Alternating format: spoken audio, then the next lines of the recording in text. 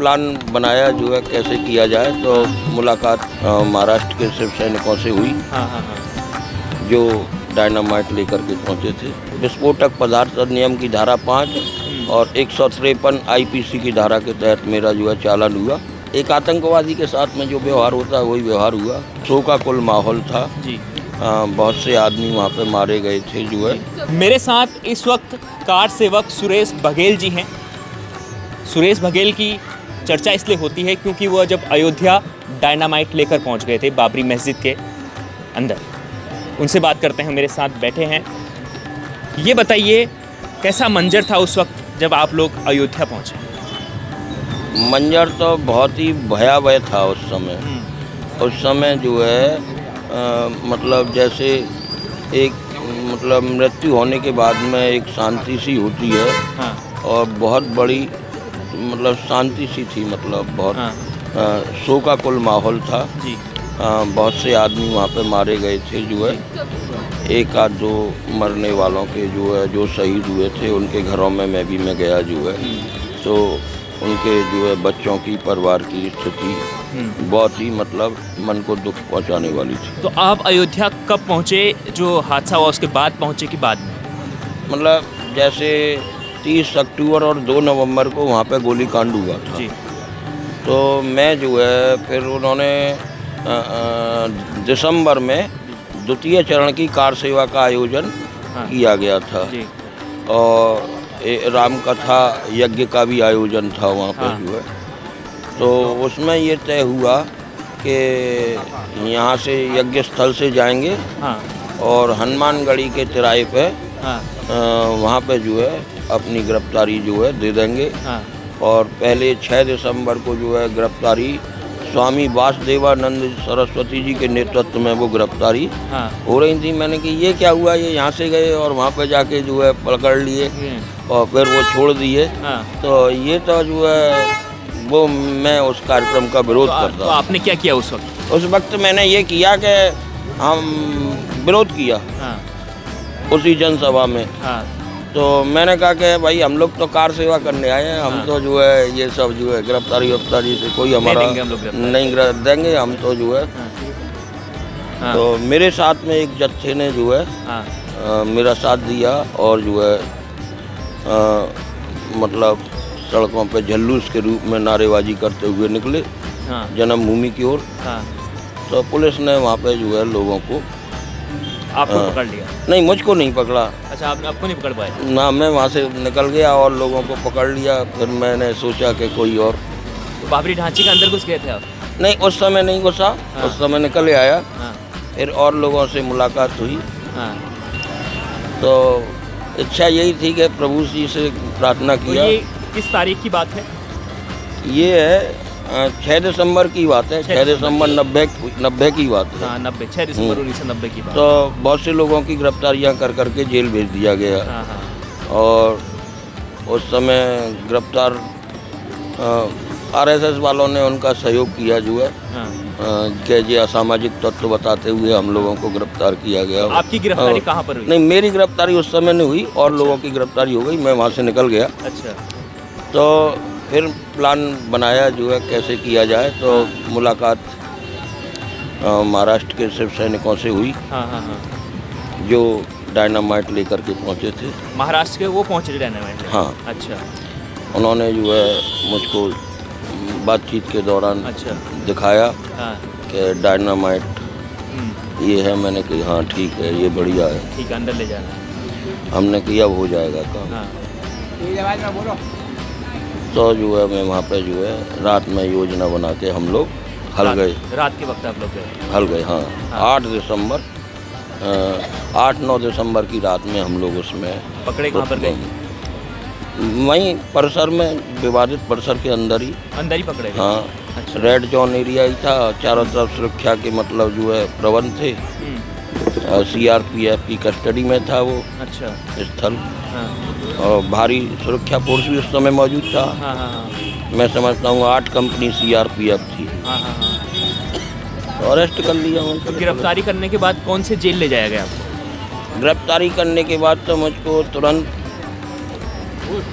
आपके क्या नाम है वहाँ पे फैजाबाद जिला था तो उसमें थाना कैंट पड़ता है। हाँ हाँ हाँ, कैंट एरिया। तो थाना कैंट में मुझको ले जाया गया। हाँ तो कैंट में गिरफ्तार करके ले गई। तो फिर बाद में ऐसा महसूस हुआ, तो फिर वो मुझको तुरंत बोले कि कहाँ होके घुसाता और मारपीट उन्होंने पुलिस ने, मतलब जैसा भी है। हाँ। तो ऐसा शायद महसूस हुआ कि इसको जो है मार के और पीठ थपथपाई जाए, जो है अच्छा, उसको गोली मार दी जाए। तो आपके साथ कैसा व्यवहार हुआ जब गिरफ्तार हुए? व्यवहार तो अब एक आतंकवादी के साथ में जो व्यवहार होता है वही व्यवहार हुआ। वहाँ ले गए मारने के लिए, लेकिन प्रभु की कृपा हुई तो मैं वहाँ पे जो है, जिस समय वो मुझको मारने वाले थे उसी समय एक महात्मा वहाँ प्रकट हो गए। हाँ हाँ। इतनी सुरक्षा के बीच में एसएसपी महोदय उससे भिड़ने लग गए। हाँ। और मैं फिर घुस के अंदर फिर सीआरपीएफ के हाथ में चला गया। जब तक उसकी समझ में आता है एसएसपी की में, तो वो वहाँ से निकल चुके थे, मैं अंदर पहुँच गया था। अच्छा। तो कितने साल की जेल हुई आपको?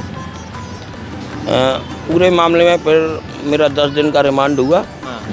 और 10 दिन के रिमांड के बाद में मेरा चालान किया गया, फैजाबाद जेल भेजा गया। विस्फोटक पदार्थ अधिनियम की धारा 5 और 153 आईपीसी की धारा के तहत मेरा जो है चालान हुआ। हाँ। तो जिसमें जो दोनों बेले वाले पंच थे उसमें मेरी जमानत हो गई तुरंत। हाँ। तो प्रशासन को लगा या सरकार को लगा कि ये जो है छूट जाएगा, तो मेरे ऊपर उन्होंने राष्ट्रीय सुरक्षा कानून जो है रासुका लगा दिया आपने? रासुका लगा दी। जी। बॉन्ड दाखिल होने से पहले ही, जमानत भरने से पहले, हाँ। जिसकी जो है हाई कोर्ट में एडवाइजरी के बोर्ड के सामने पेशी हुई। हाँ। और 3 जजों की परामर्शदार्शी होती है वो। हाँ। तो उसने जो है रासुका मेरा कन्फर्म नहीं किया। अच्छा।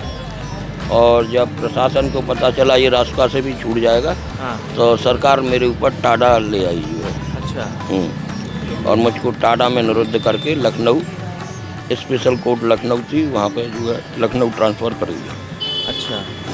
जिसका ट्रायल 97 तक टाडा में मामला चला वो। 97 तक मामला चला? हाँ।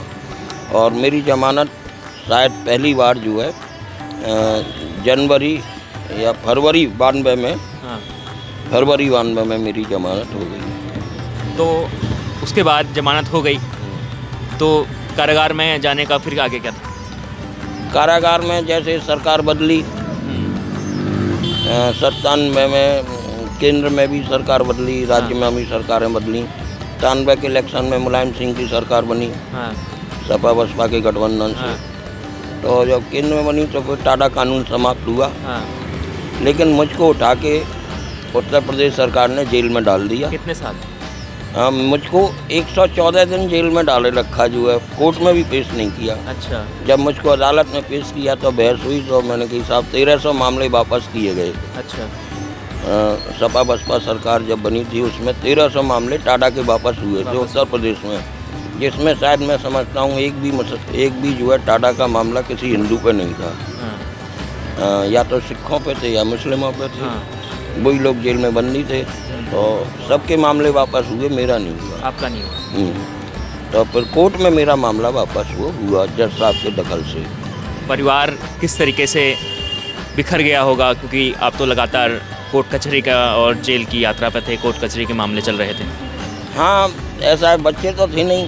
हाँ। परिवार में बहन भाई माँ बाप। कितने साल के थे जब आप ने अयोध्या? करीब मैं 22-23। 22-23 नया जोश था आपका? हाँ, शादी हो गई थी मेरी 88 में, 25 नवंबर 1988 को मेरी शादी हो गई थी। तो बिना परिवार की चिंता किए आप? हाँ, परिवार में अब मैंने कि एक पत्नी तो है बेचारी, जो है माँ है, और वो सब अब एक मतलब ख़त्म हो जाएगा तो क्या है, लेकिन ये हजारों लोग मारे जा रहे हैं, दंगे फसाद कर। हाँ। ये सब में शांति होगी। अब राम मंदिर बन रहा है, प्राण प्रतिष्ठा हो रही है प्रभु श्री राम की 22 जनवरी को, कैसा महसूस होता है? बहुत खुशी की बात है। बहुत खुशी है। बड़ी खुशी की बात है। और प्राण प्रतिष्ठा की बात तो ऐसी है कि पहले वहाँ पे जो है भगवान थे ही, वहाँ ऐसा तो नहीं है, पहले ही प्रकट हुए थे वो तो। हाँ। कि 49 में कॉन्सेशन में हुए थे, बहुत पहले प्रकट हो गए थे, ऐसा सुनने में मेरे आया है। 49 में ही। हाँ, तो ये तो बाद में जो है सब, अब ये तो वो भी भगवान जी थे, अब नए भगवान अब जी। महल में विराजमान हो रहे हैं भगवान जी। हाँ, अब वो अपने महल में विराजमान हो रहे हैं। तो अयोध्या जाने का कितना मन है? क्या उस हादसे के बाद अब अयोध्या गए? हाँ, बहुत बार गए, अयोध्या में ही रहा।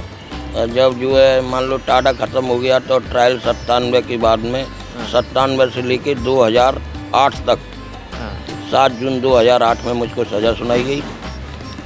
तो मैं जब जो है 97 बाद में मैंने सोचा कि इस मुकदमे को ही एकदम फाइनल कर लेते हैं, फिर जाएंगे।